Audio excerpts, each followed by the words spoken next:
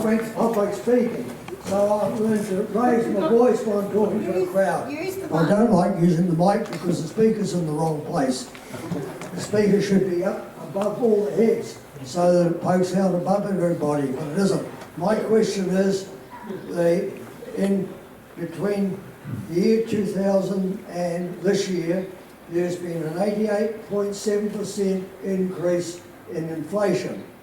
The rate rises in our house has been 219.25%. And I think the rate rises are scandalous. In Great Britain and Australia, rate rises are locked to the rate of inflation. And it's high time the rate increases in New Zealand should be locked to inflation rates too. Council, in my opinion, have had a scandalous waste of money, and you can only need to look out this door to see it. We've got two examples straight out in front of us.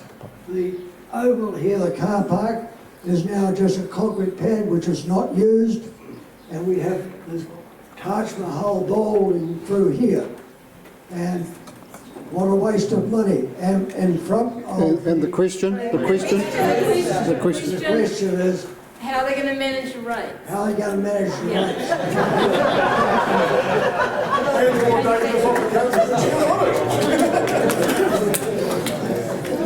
A very, very simple question. I'll start. No, you started with me last time. Start in the middle. Thank you for holding my brochure when you said that. Look, I know it's a scandal. You know it's a scandal. We have to change it. We're likely to get capped. I've signed, along with a couple of others, I've signed the taxpayers' pledge. Yeah, we aren't even achieving. Yeah, no one feels the council's services are improving for all that extra money. The money's just going into a big vacuum cleaner, it seems. So I'm with you. That's why I'm here. I'm not a career politician. So I'll leave it to the career politicians to explain their part. 18 years before the march. I'm certainly not a career politician. I'm a kiwi fruit farmer, but listen to me. What drives rates is not Rodney's jiggery pokery he's put there. That is absolute rubbish. After I heard that last week, I went home and did my own numbers, and I'm looking forward to hiring this consultant when I'm a mayor to try and drop, because $1 million equals 1% in rate increase. So Rodney's found $12 million we can wipe out tomorrow. So guess what, everyone? No rate increase for the next 2 years. That's good news, eh? What drives rates are nice things to have. We all don't say that. A dog park, covered swimming pools, extra levels of service. Double amount of council drives rates. That is exactly what drives rates. Most of those things get paid by other funding. Don't tell Bud a load of rubbish. You're right. Yeah, partially. Correct. Drop $1 million, that's 1%. You talked about Australia and England. Yes, the government's current rate capping legislation that they proposed hasn't come to a bill yet, but has been indicated in the Local Government System Improvements Bill. That's based on the Victoria, New South Wales model, where it does work reasonably successfully in some areas, but it does actually lead, if the councils don't manage it correctly, to underinvestment and bow wave, and there are unintended consequences. But I believe that our council, with the sort of intention that you've heard from all these candidates, we can actually make some inroads. But we are going to have to ask the question: what are you prepared to forego? Because I mean, the core services, we've got to fix our roads properly, we've got to mow our reserves, we've got to make sure our waters are fit for purpose, and in this improvement bill, they've actually identified core services, and one of them is museum, one of them is libraries, and doesn't mention swimming pools. So we're going to have to ask you what you're prepared to let go. Good. People.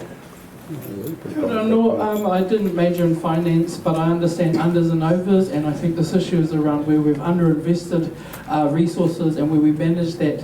So I believe a level of accountability has to come to the table to understand what those investments will be. So you also can't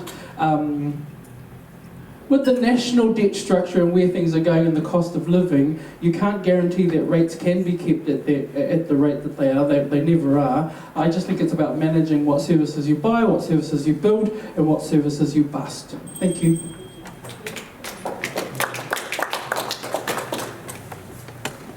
As others have said, the major drivers of rates are the big spends we have, which are waters and in roading.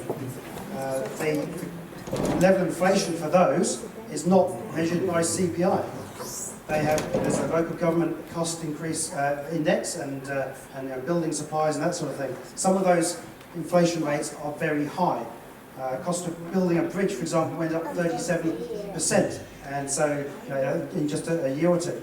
So we have to reflect those costs, and if a bridge goes down, like it did in Katikati in 2023, we've got to replace it, and the cost goes up 37%, and it does cost that amount. So we do have to watch what we spend. There may be some nice to haves that we can wind back on, but we also hear from the community about what you want, and that's the most important thing. If you want it, it's going to cost. Staff level, the bridge was paid for by the government. Thank you.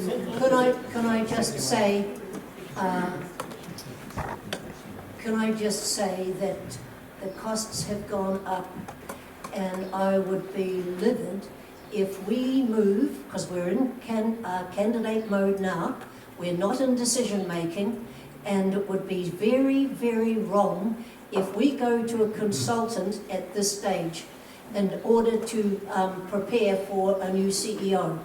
We need a change manager to actually sort the place out. The woman this morning told me she worked for council and the left hand never knew what the right hand was doing. So please, you've got to actually make sure you vote for a mayor who's prepared to do the work and be accountable to you. And it's not good enough to just say that costs are rising. That you've got to pay the bill, and how on earth can you if we keep increasing the cost as we are? We need change. Another question here, but we've got